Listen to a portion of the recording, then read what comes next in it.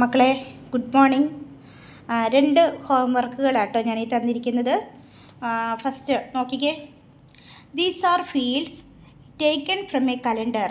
What is the sum of the numbers of all these squares? ഇവിടെ squares കൊടുത്തിട്ടുണ്ട്. ഇതിൻ്റെ some കാണാനാണ് പറഞ്ഞിരിക്കുന്നത്. ക്വസ്റ്റ്യൻ മനസ്സിലായല്ലോ?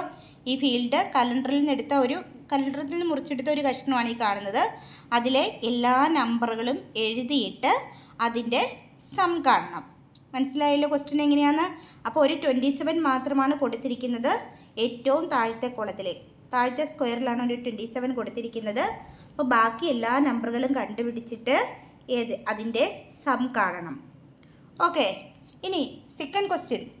These are the fields taken from A calendar. What is the sum of the numbers of all these squares? ഇതിൽ കൊടുത്തിരിക്കുന്നത് നടുക്കുള്ള ഒരു നമ്പർ മാത്രമാണ് ഞാൻ കൊടുത്തിരിക്കുന്നത്. ഒരു 15 മാത്രമാണ് കൊടുത്തിരിക്കുന്നത്. കലണ്ടറിൽ നിന്ന് മുറിച്ചെടുത്ത ഒരു ഭാഗമാണിത്. അതിൽ ഒരു നമ്പർ മാത്രം, ഒരു 15 മാത്രം കൊടുത്തിട്ടുണ്ട്. അപ്പോൾ എന്താണെന്നറിയോ, ഇതിൽ നിങ്ങൾ മുഴുവൻ നമ്പറുകളും എഴുതേണ്ടതില്ല.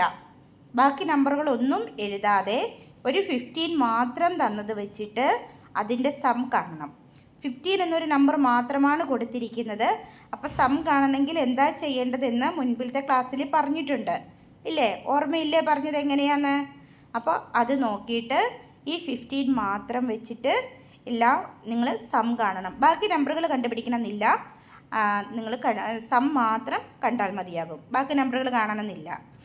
ആദ്യത്തെ ക്വസ്റ്റ്യനിൽ എല്ലാ നമ്പറുകളും എഴുതണം. രണ്ടാമത്തെ ക്വസ്റ്റ്യനിൽ നമ്പറുകൾ എഴുതണ്ട, അതിൻ്റെ സം മാത്രം കണ്ടുപിടിച്ചാൽ മതിയാകും. എന്നിട്ട് നോട്ട്ബുക്കിൽ പക്ഷേ ക്വസ്റ്റ്യൻ വേറെ എഴുതണം കേട്ടോ. 2 ക്വസ്റ്റ്യനും എഴുതി സം എല്ലാം കണ്ടുപിടിച്ച് അവിടെ വയ്ക്കുക. ആൻസർ ഞാൻ നാളെ ഇട്ട് തരും. മനസ്സിലായല്ലോ? ക്വസ്റ്റ്യൻ മനസ്സിലായില്ലേ? 2 ക്വസ്റ്റ്യനും എഴുതണം, എന്നിട്ട് ആൻസർ എഴുതി അവിടെ വയ്ക്കുക. ആൻസർ നാളെ വരും. റെഡിയാണല്ലോ? ഓക്കെ.